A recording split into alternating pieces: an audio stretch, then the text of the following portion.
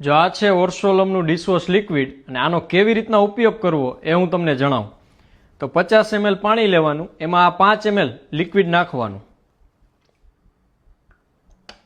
હવે આ રીતે એને મિક્સ કરી દેવાનું. અને આ લિક્વિડ પ્લાન્ટ બેઝડ છે, એટલે આમાં કેમિકલ પણ નથી અને કલર પણ નથી. એટલે આપણે જ્યારે ડીશ કે કંઈ પણ સાફ કરીએ ને તો એ હવે જો આ ડીશ છે અને આમાં કોઈ ફીણના ગોટે ગોટા નહીં થાય, કારણ કે આમાં એસએલએસ નથી. પણ જે આ ચિકાસ, જે આ કલર, એ બધું નીકળી જશે. જો આ સફાઈ થાય.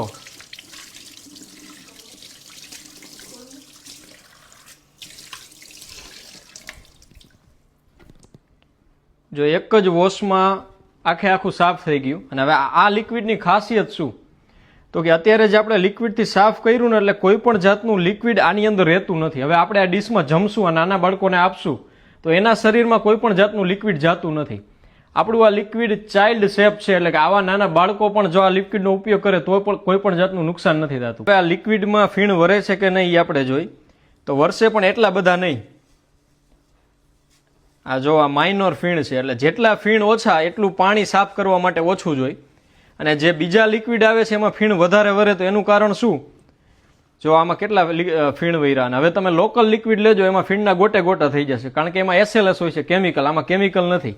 એટલે આ જો સાફ કરવામાં પણ સિંગલ વોશમાં સાફ થઈ જશે.